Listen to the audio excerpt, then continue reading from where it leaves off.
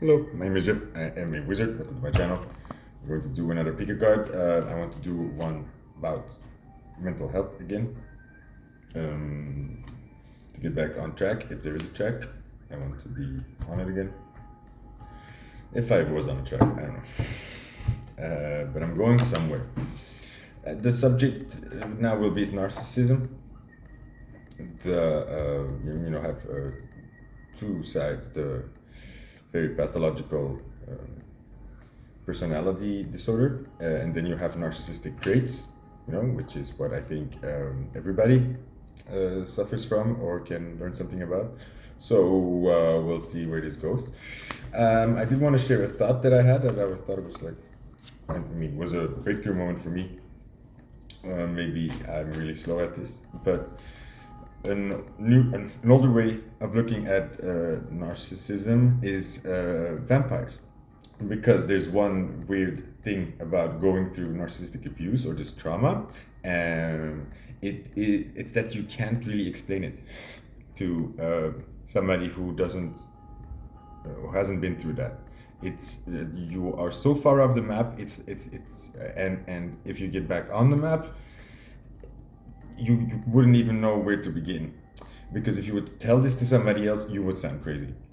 It's just too mind-boggling. And an example of this is there's a writer that wrote about this, and they even named a word after him, saying that this sort of nightmare is so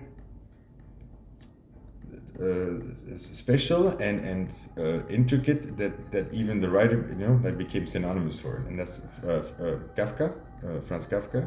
So Kafkaesque is kind of the same as that narcissistic experience.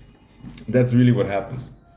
Your reality slides so much, and the world just seems against you. You really seem cursed. So it becomes all very too weird and magical. So the only way to really tell about it is through fantasy or science fiction or just fiction. That's why you will recognize a lot of these things in fantasy stories and stuff, because I think a lot of people do try to write or tell about it, but have to from, it's difficult. It's difficult. It's just complex. Okay, so vampires. And one thing about vampires is they have no reflection. And I never really thought about it. I seriously thought, like, that's weird, right? If you have no reflection, let's say in the olden days, or you wouldn't show up on camera, how could you ever check what you look like? You don't know. They can't show a picture of you. You can't never see this feedback. So you can never check. So the image of yourself is something that you build up in your head, or maybe it's the image of the last time you really saw yourself, and maybe that's why vampires don't age, because that's sort of symbolic for saying that they stay at that age where they maybe split up, or stopped looking at themselves in the mirror.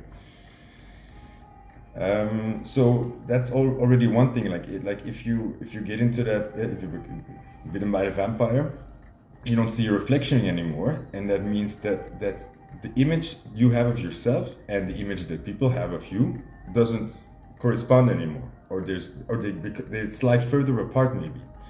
So you are interacting with the world and thinking you show certain things and then expecting certain responses, but that doesn't correlate anymore. People start reacting. That's my oven. Yay. People start you know what I mean. Okay, so that's one thing, and then also I think one important thing we underestimate about a mirror is that when we look at ourselves, we look ourselves in the eye, and it's it's confrontational, because if you look yourself in the eye long enough, you can't hide emotion that is hidden under there. So you could be even split and saying not accepting a certain sadness of something, but when you look in the mirror, oftentimes in your own eyes, you will have to recognize, you have to see like, oh, that person is not happy. And it's a confrontation with yourself that you can then get. But when you don't have this mirror anymore, you can't see the reflection in any case, you can hide the emotion from yourself. So you could be going through something very devastating, but you could think your way through that, and you don't have that confrontation with that emotion, so you could actually just not have the emotion, much easier, you know. So yeah, that's like one moment I had that I just wanted to share. With the vampires, everything is like stabbing it through the heart means like you have to forget the image that this person gave to you. That person you thought that there was there is not there. They're dead. Just kill them, and you just kill them completely. It's like forget it. Like you know, no maybes, no second chances, no pity, something like that. I don't know. We can go further into this, but we shall begin the card reading. Only 3 cards to choose from. Excuse me. This is the first card. Oh, sorry. 7 of Cups. Second card, 9 of Beasts. And the last card is the 6 of Beasts. Beasts. Monsters. Rah. So, see? Something like this. So, 1, 2, and 3 from left to right. 1, 2, 3. Choose the card that stands out to you the most, or the number that you like, and then go to the blue link in the comment section and in the description box, and then I will see you at that section, so you don't have to wait. Okie. Group 1. Hello. Always just match. Nice. Okay, 7 of Cups. Narcissists.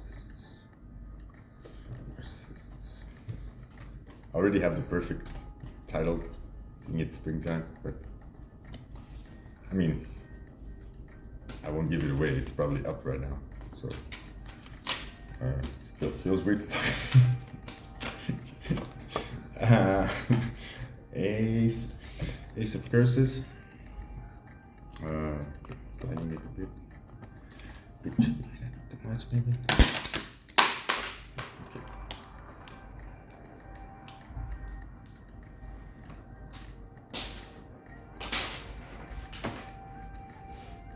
Okay. It's not metal, magnetic. Okay. The samurai sword just fell. It's my letter opener, but also very magical, powerful weapon. Which is sometimes used to like symbolically cut ties, or get bullshit out of your life. Ace of Cups. Okay, a couple more cards. Ace of Beasts, another ace, and one more. 4 of Curses. Yeah. Okay, I'm just taking this because I always get confused. Cults is money, pentacles I mean, and curses are emotions, water. So 7 of Cups. It's about being happy, like seeing good things, looking at the good stuff, like sort of shopping, looking for that new, always that new emotional thrill, that new chance, that new beginning.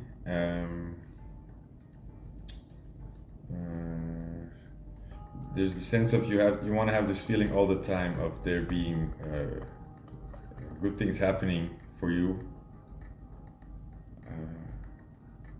Wait, I'm lost with my words now.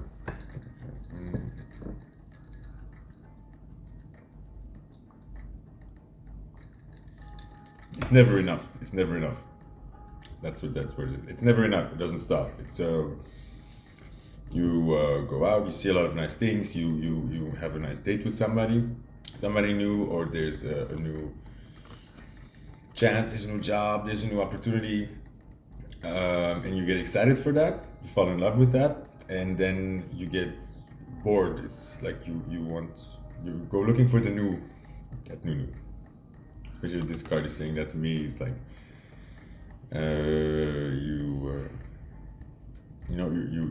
you have cups in front of you. There's good things in front of you. Maybe you just had this, you just had that. You just were very happy about all these things, and still you have this constant craving. Nice song by that lady. Damn, her name. Katie. I'm combining two names. It's not good. Katie Lang, I want to say. Constant craving. Look it up. They also did it on Glee, if that helps in any case. Okay, so that this okay.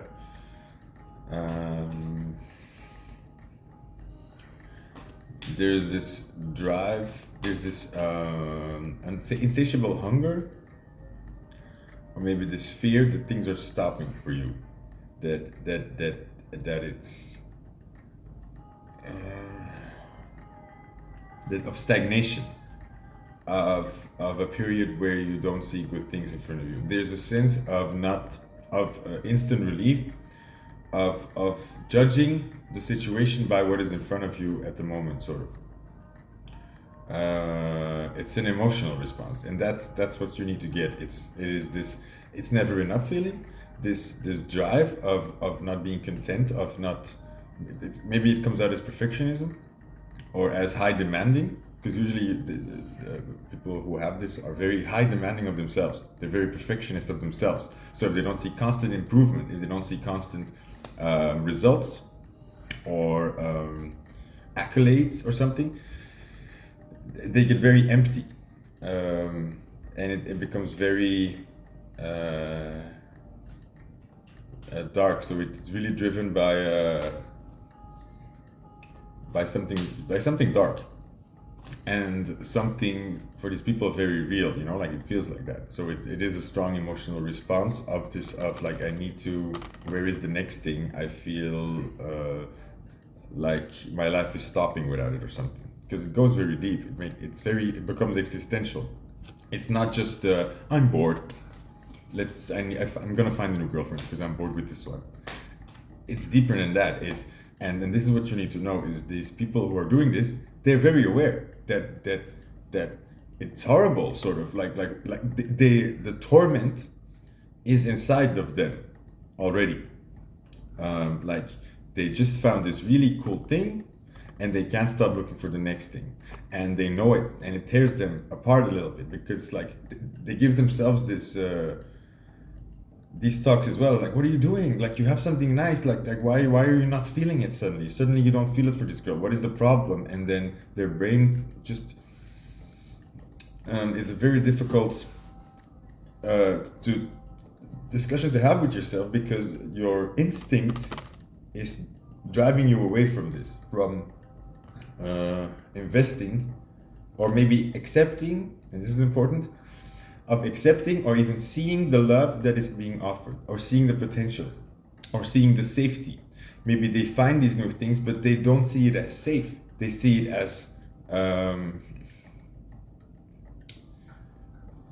because of maybe their trauma of in relationships, they come close to a person and it becomes unsafe, and they just go, and their subconscious drives them away from that, because they will never let themselves become something they really, really fear, or they really, really hate. And let's say they hated their parents for doing certain things, and they fall in the same pattern, or they also want a relationship. Their subconscious drives them away, so they become split, because then they have their intelligence still to look at the situation and also see what's going on, but then they have that strong gut feeling, and they don't know how to explain it. But then where the problem begins, I think, is, or where the damage begins is where people in this situation they become angry at people who question this or who confront them with this. They become resentful even to the outside world because it feels like they can't win. They listen to themselves and they hurt people. They stay with people and they hurt people.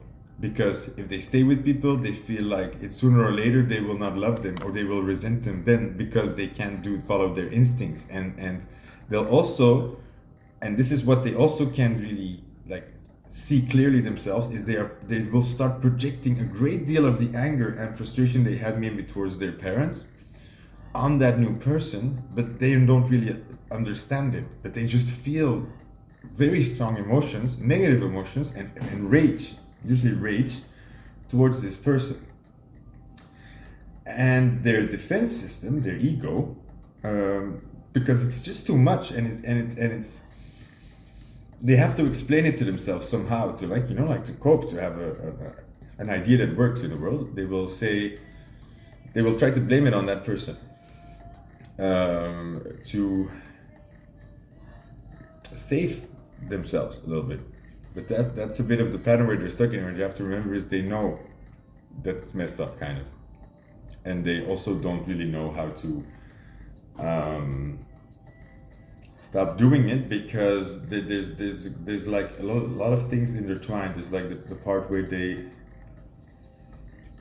way they engage, maybe relationships is just not well. They haven't been taught that at all. So maybe emotionally, as far as relationships go, or love goes, they're stuck in a very young age. And usually these people have a big ego to defend themselves then against the outside world because of that, because their emotional center or their with connection. And remember, that's always about safety, so that drives your survival blah blah blah center or something to work. So trust me, like you can be the most intelligent person in the world. When all alerts go on red, your logic will bend reality, so you will do what you need to do to get out of a dangerous situation, or what you perceive as a dangerous situation. So it takes a while for these people to unravel that, to trust people, to see that these things are safe, but mostly they have to also see it, that it's there, that there is a person who actually cares about them for who they are and not because they do well, and that person will stay there even if they fuck up, or even if they're not perfect, or even if they're at their worst, that this person will love them in that, with all their flaws as well. Okay, they just don't see that, and if they want to, they don't feel it, and that's difficult, because if they can't trust that situation, or they just don't believe in it, they have no way of seeing it because they haven't seen it. It's the same with opportunities. I think a lot of people get stuck in not really building something up and starting anew a lot of times because they get bored.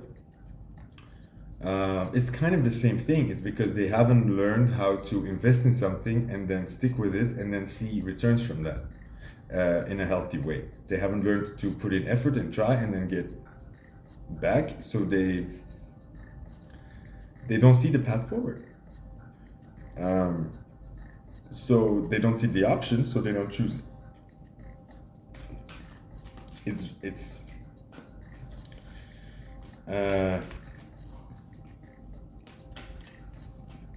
and remember that the feeling, going from a feeling of being unsafe to feeling safe is very rewarding. It feels good, so it almost becomes an addiction. It is an addiction. One more card for group one, the Magician. So they self-fulfilling prophecy. While I was thinking, they manipulate really well. They get their way really well because of this, because they know really well how to combined to realities. Like, trust me, narcissists are wizards because they have seen, they understand instinctively the laws of the universe really well, the laws of attracting or manifesting, but they don't trust other people. So they have that in their bubble, but they also don't really, they lost the talk with themselves, like that reflection. So they're basically a magician that isn't, that's very good at seeing through other people and working through them, some sort of like not, I don't know, it's like weird, I don't know how to say that, I don't know how to say that, but they're very good at getting what they want. They're very good at, because that's what they're trained for. It's like, and also because they're driven by fear for something, for survival, and that will make, subconsciously again, they're doing magic a lot more than they think. And they really also have seen that sort of weird karma thing, that weird feeling of being cursed, of that Kafkaesque feeling. They understand there's something off with the, but also how their thoughts are really affecting their life. So because they also really somehow, like instinctively, I think, understand that strong ego is doing something for them. It is giving them something in return. That confidence does work. That it does produce results. So that's why they defend it so much. Because if that's wrong, then, oh boy. Okay, group one. That was a talk. I hope that helped or made sense or helped you understand some things. Please get help if you really suffer from these things, or even when you're dealing with somebody and it's affecting you. Just find help. Just somebody to talk to. These things are very hard to go through on your own. Really, like logic, that's why, I'm a firm believer of, you can't think your way out of these things. You just can't. You have to, don't have the map anymore, and you can think your way to, like, to something being true, and you can think your way around back again to something being false, and really it's logic doesn't help, because you have blind spots. You have blind spots, and you make choices that you're not even aware of that you're making. So you're running on false assumptions, and as long as you can't get those kinks out, it takes a while. And the easiest way is to like get help, or like have somebody to talk back to you. But it's not always easy to get the right help, especially in this narcissistic abuse stuff. It can be even fucked up, because therapists who do not know it well, they can make it worse. They can put it on you. They can gaslight you with this, or think you are the narcissist. And also because like when you go through this, like I say again, it is so difficult to explain to somebody that it just sounds like nonsense, or like a bit like people just automatically go like, whoa. This is a lot of information. And when you're trying to tell people too much, like how things work out, like after a while, because it's so much information, people just feel like you're guiding me somewhere specifically, and I don't know if I agree with everything already. Like, so, it just feels off. Thank you, group one. See you around. Bye. And group dos. You chose Six of Beasts, SNM, SSSSNM. Sorry. Six of Beasts. Yeah, SNM, like sexual. Maybe this will be a sexual reading. So PG-13. What do you say? So this is not for kids, maybe. I'm just gonna say that. Yeah, it's not for kids. I feel that we're going in a maybe sexual route. I don't think this entire video is for kids, to be honest. very young children should not be listening to videos about narcissists. And I mean, like, it can happen to anybody, even 12-year-olds. Like, you just sit on YouTube not paying attention, and the suggestions just lead you to dark places or weird places.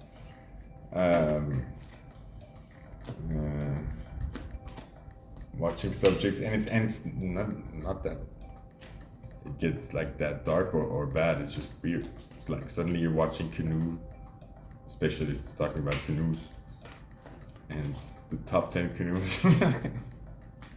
2022, yes. Queen of Curses upside down. So you're up way. It's like zapping the people, storm like. Zapping the people. Magician upside down.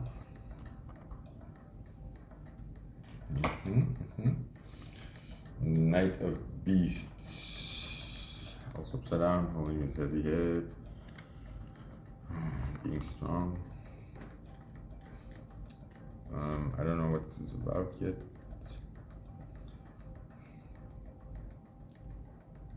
Something with sexual urges, something with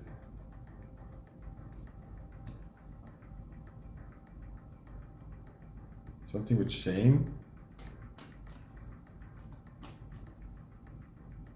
Yeah.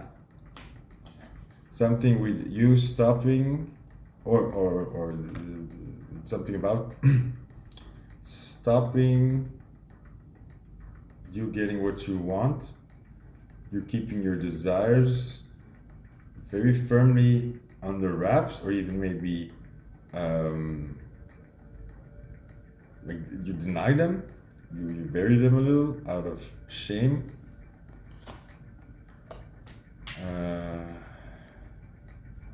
Or you try to control them too much, you overthink it, and then you also block it, like you sabotage it. You sabotage yourself from really getting what you want because you think it's bad. Maybe because of in the past of experiences, like let's say you were attracted to certain types and they have been sexually extremely satisfying, but then afterwards extremely abusive, or like it was a horrible experience or something. So you then stop yourself from having those sort of same attraction again, or following those urges, or something like that. Or maybe like you just stop yourself from being like kinky, or like more hardcore, or more like yeah, that's it. Like there's your sexuality has like a cap on it. You dabble in certain places, or you have the thoughts, but you in reality you don't allow yourself to have it, or you why? Because it's too extreme, or it's too why? Because I'm kind of seeing it, like, but I don't know why. Look at the last card. Of the worries, you're afraid of what it might.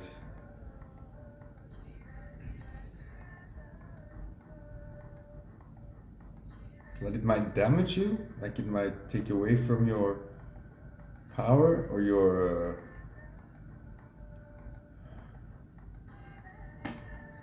image.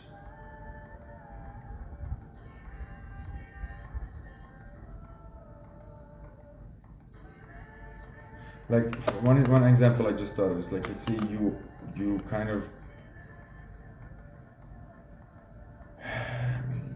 like watching things that have to do with somebody being very submissive, and you have those urges yourself, and once in a while you'll allow yourself to like have to fall into that, but then you get a bit of satisfaction in that regard, so that urge is fulfilled, and then you pull back away again from that. You sort of balance it then, or neutralize it then, or whatever. You then maybe or watch porn with some like very heavy tones to this, or it's more like a bit like what you think is extreme, and then but in reality you will not allow yourself to do that because you're afraid of the power that somebody that has over you. You're very afraid of that. of the control maybe that somebody has. I don't know, like what it is in your head, because logically it's not. You have all the control. If you say fuck you, I'm out, then somebody can be as dominant as they want. But you're afraid of something, or you're afraid of maybe that when you give into these experiences,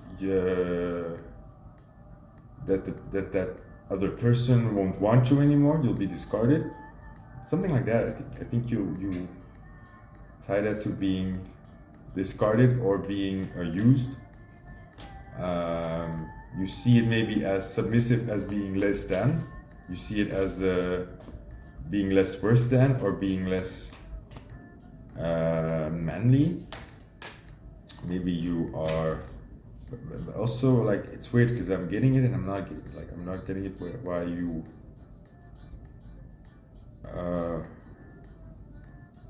or maybe it's like maybe it's rational fears. It's like doing the more extreme stuff has more risks tied to it. Why are we talking about this in this narcissistic reading? Because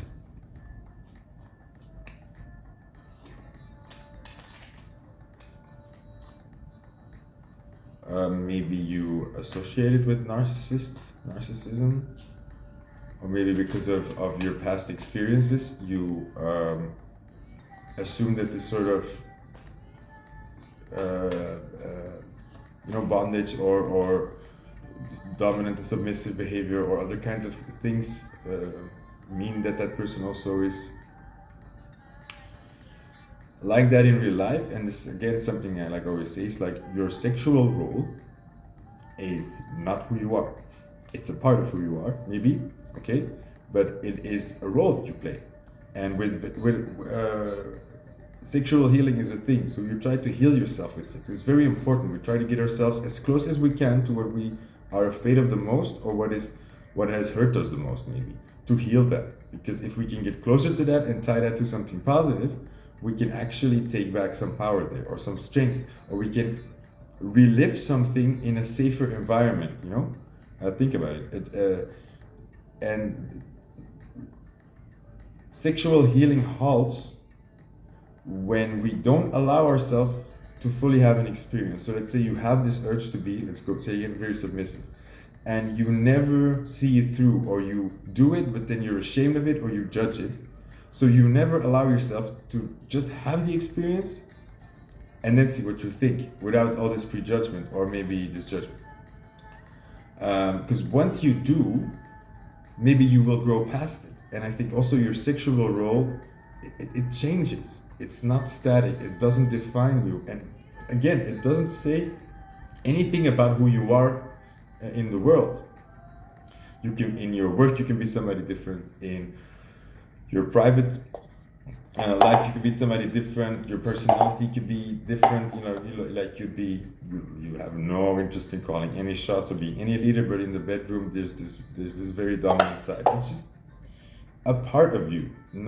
It doesn't say much about who that person is the rest of their life. So stop maybe tying those two together, or allowing other people to tie those two together with you.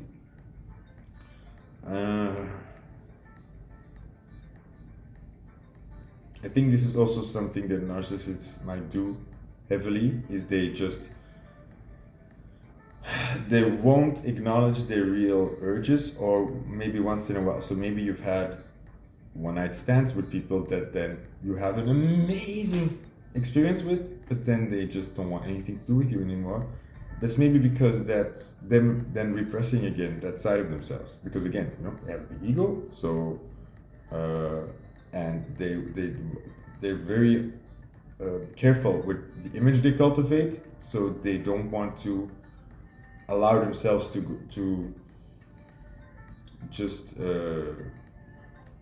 give in to that, because they see that as maybe the same as you do, the same prejudgment as people who do that they get seen as a certain way, or they get talked about a certain way, or maybe people who are submissive, they get less respect.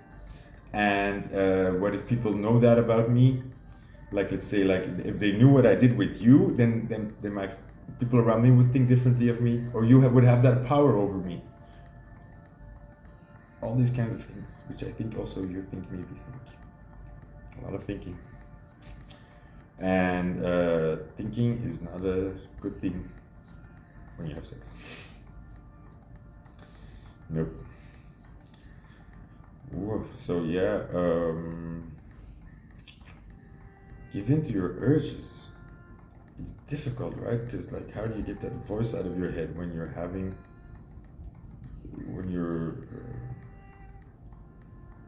reacting to something naturally, and then somehow you get these voices in your head that it has to mean something. That's always weird to me. Like, you have this sexual but I have it sometimes when I orgasm, that like I'm orgasming and suddenly I'm thinking about it, like, oh, like this feels nice, I should hold on to it, blah blah blah, blah, like or oh no, maybe I should think of that, It's weird. It's like I'm panicking that I'm not sticking on it. Suddenly it has to mean something, or it has to be pinpointed. Sorry, still spilled it. Pinpointed, and it doesn't. And like, a feeling is a feeling first, and then words after that. So, but like, trying to stop it is difficult, because once you're thinking there, it's like it's almost like when I sometimes orgasm, is the energy will shoot like from my body straight to my head, and it's like it's gone, it's over, and I'm like just there in my head, and it's like and I also notice that I do it. It's like I'll be like there's a certain idea that is making me very horny, and then maybe when I just orgasm, is my brain will jump off of it, or they'll like not allow myself to maybe see it. One more card, and then I have to go. Page of Cups.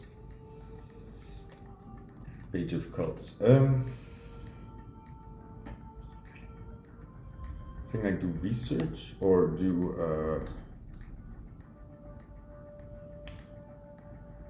write it down.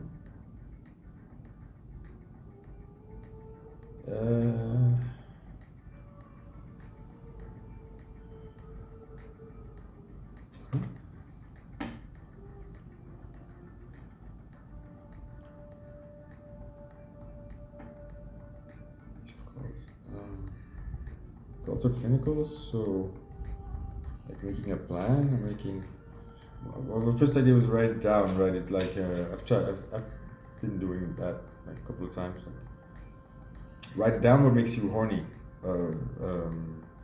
When you're looking at porn, for men it's easier, like when your penis goes up, write it down. And this is really interesting, like, take notice when it happens, because sometimes you'll be looking at porn that you think is really exciting for you, and your penis does not. And you're like, okay, and stop ignoring that. Take notice, like, okay, maybe this doesn't make me horny. And then like just like use your compass. And for women, you know, when you get horny, it's like stuff happens to you too, right? Like when your nipples get hard or something, or you get hot. I know, women.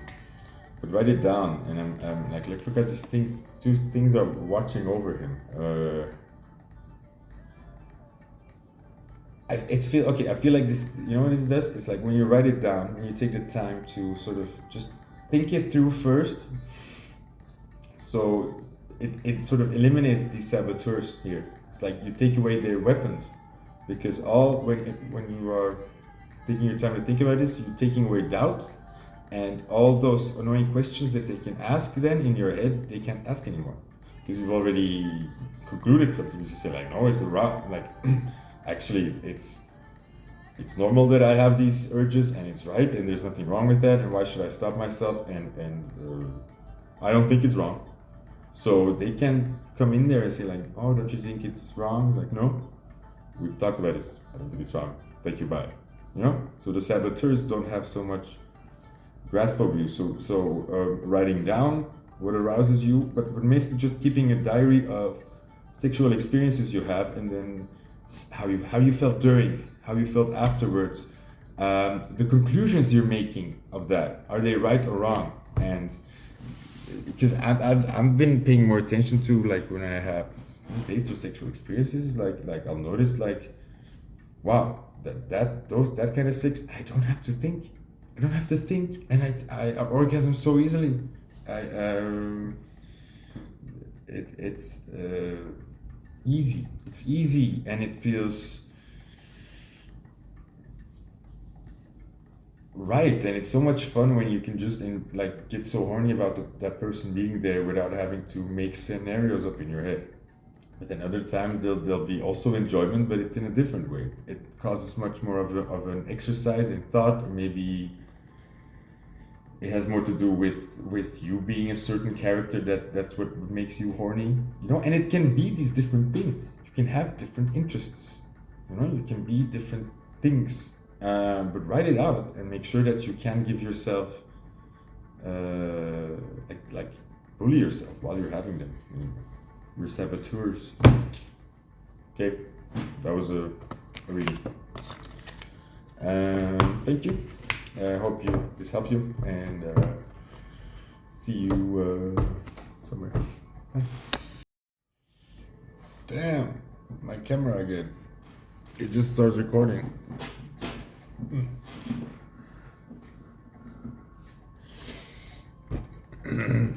I don't know why it does that. It's like the second time it's just like took, took, took, and record.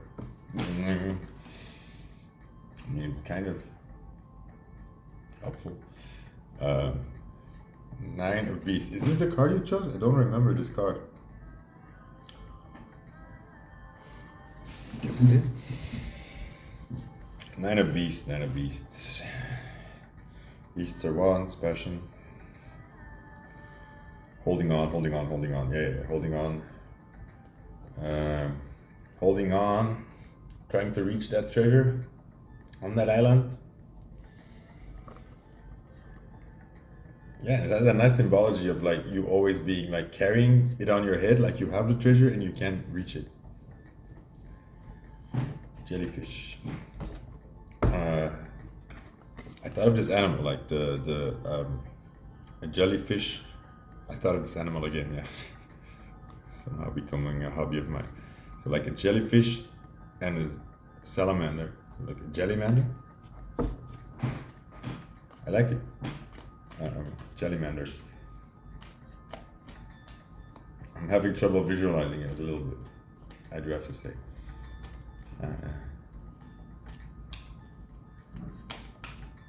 Yeah, this quaddle thing to it, like those salamanders that haven't evolved, that are stuck in their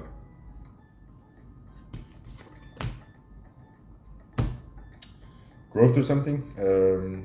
Yeah, the quaddles, and then when you give them certain enzyme or certain what was it again? It was easy. It was simpler than that.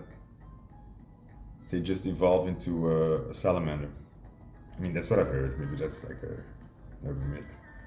3 of Curses. Curses are emotions. So 3 of Cups, 3 of Hearts, heartache. Mostly curses. Curses. You're cursed from reaching that treasure. Whoa, I just saw letters in the green there for a second. Whoa. Focus again. Okay, cool. 6 of Curses upside down. Letting go of the past. Yeah. Not stirring the pot.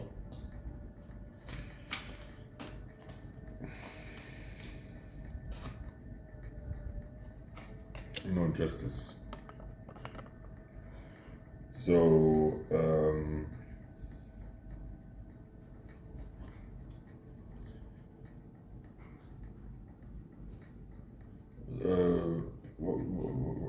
the thing about narcissism, especially narcissistic abuse, or more in general, families that have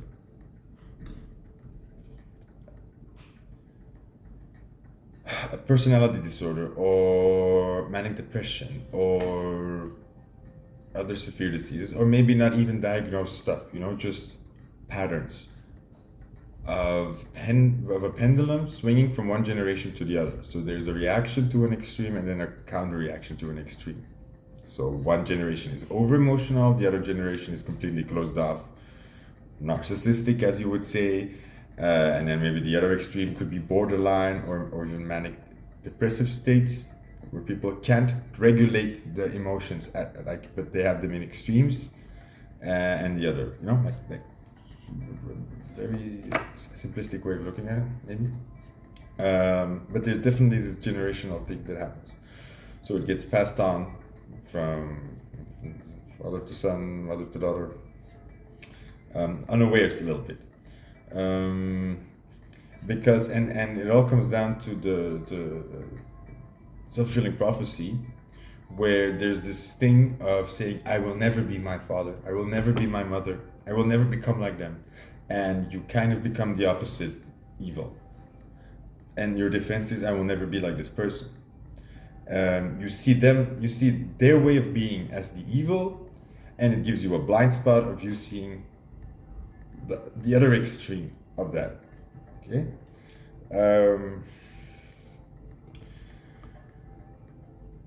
I think what happens also a lot, especially with narcissists, they put a lot of the grief or the agony they go through on their children already. There's a projection, and because the weird thing about narcissists especially is they pride on not being emotional. They like to call it out in other people when they're over emotional, or when they talk too much, or when they will pride themselves on not being making a scene, or making themselves look ridiculous, or just having I don't know, they'll be very careful with that. But and they'll always be like, they'll not show the emotions, right? But the weird thing is, they are the ones that don't have control over the emotions. So when they get angry, for instance, they will have tantrums and rage, and they will get very mean and very nasty, and they will hurt you, really try to hurt you, like an angry little boy that is kicking the shins of his mother. They have no control over it. That's the weird thing, and that's also why you cannot hold them accountable for it. They just don't see it that way, and because they're not a small boy, they're a grown person, or a small girl, and it's hard for other people to call them out on it this way. And the problem is, because they have no control of the emotion, you can't argue with them. It's like hitting yourself against a wall, or worse, like staying with a person that is out to hurt you, or that is in a rage, and it's just like there's no winning with that. And somehow, like, what I feel here, it comes down to powerlessness, feeling powerless, feeling yeah. And also something that can trigger a narcissist a great deal is when you push them onto a problem they can't fix, you will get this rage, because they feel powerless, and that's the last thing you want to make a narcissist feel, because that's the last thing they want to see of themselves. They'll see critique as that, you keep pushing an emotional problem for which they have no solution, will trigger this powerless feeling in them, and they will then retaliate because they feel attacked. That doesn't make sense, but it is what happens.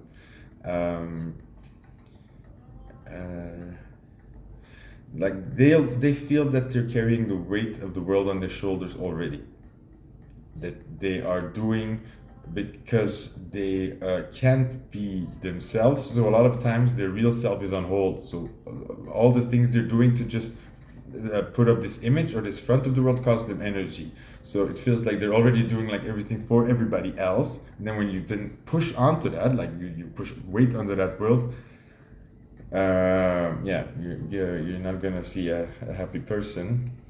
How do you break these patterns? That's mostly what is like the problem here. Is like, how do you break this cycle? First of all, I think being aware that every generation had their struggle, and you have to break your curse. Not the one from the previous generations. And I think you break the curse by not trying so hard to be not your own parents or the people who hurt you. Because when you're pushing, this is something I always like, the lesson that keeps coming back for me. When you're pushing against something, you're letting it affect you. When you're trying to not be cursed, this curse has you. Can you understand that? When you're trying to run away from the devil has you, because he can make you run away everywhere he wants to. You have to choose, you have to make choices in alignment with what you want, with what you like, what you love, not to run away from what you're afraid of, or to not be a certain way, or to,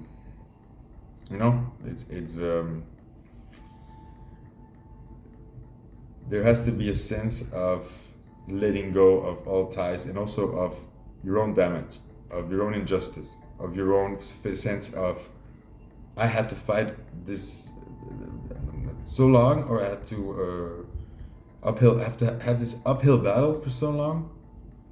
How can it all mean nothing? How can it all just be for nothing? Or how can I stop being that person that went through that and has to cope with that?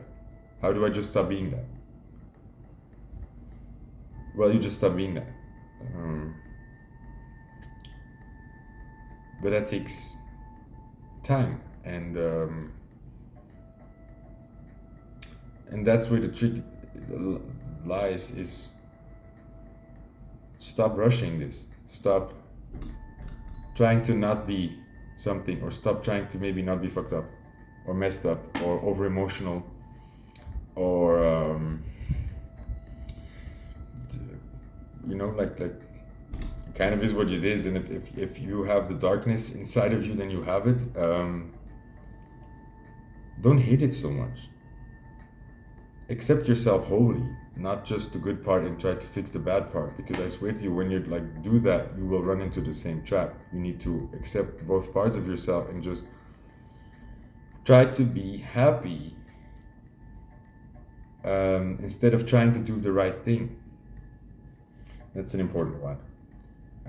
And that means stop caring about what other people think about you. Start caring about your own emotions. And that's what automatically makes you more empathic to other people's emotions. It's first of all, you have to learn to start caring about your own, because that's where it all went wrong. That's where a lot of borderline happens, and also narcissism happens at that age, when we really, really, really need parents to show us the right emotion for certain situations. And we usually had parents who showed us awful things instead. Like either over emotional reactions, or they would punish you for having a certain emotional reaction. And you really needed somebody to show you what you're supposed to feel. And that's what a parent is supposed to do when they see a situation where their kid is like, I don't know, something outrageous happens. The kid will look at their parent, and if the parent then reacts with anger, they'll know like, oh, that's how I deal with this situation. That's where they learn this. And if they had a bad imprint, or they didn't have an imprint at all, because usually that is what happens, is they get punished for having the emotion, so they just shut it off, or it gets put on hold. Or whenever they have these emotions, either they get triggered and they go into like PTSD, or they split up, or they punish themselves, or whatever. That's where it all goes wrong. What am I missing here? The entitlement of Yeah, it was unjust. Yeah, you didn't get what you were supposed to get. Yeah, there's damage. You're never gonna get it back. It is what it is. It's unfair. It is unfair. It's just unfair. It's just unfair. That's what it is. You're not gonna get your money back. I'm sorry.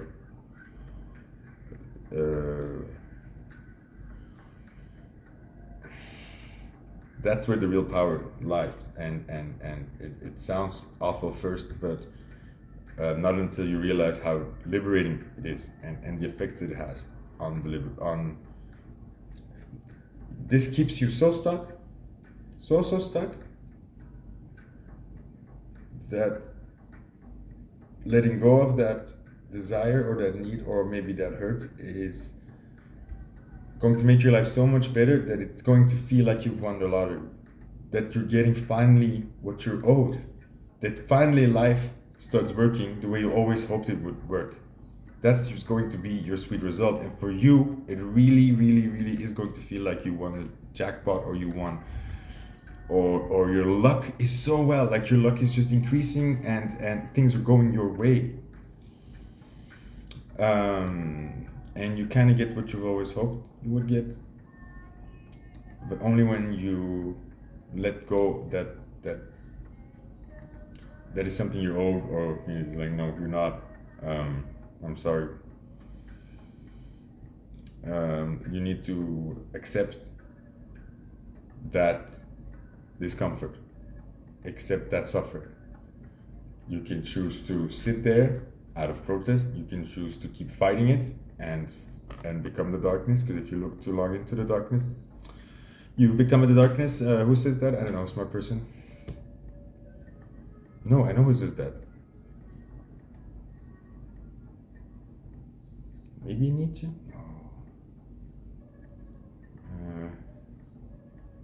No. If you look into the abyss, because the abyss looks back at you or something. Nah, I don't know. I don't remember. I'm snarry. So snarry. Oh, look at that show Maniac. It's really good. It's really good if you want to learn about like how to heal Maniac. Damn it, what is that? Just Maniac. It's like 10 or 11 episodes. Emma Stone and that other guy with curls. Oh, it's on the tip of my tongue. No, like my brain doesn't want to remember his name. I'm so sorry. I want to look at this. Feel bad.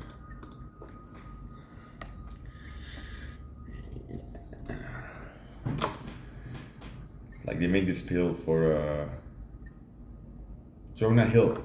I remember that. I didn't see the results yet. I just knew that. Jonah Hill. Watch that show. Okay, group 3. Thank you. That was a read about narcissism.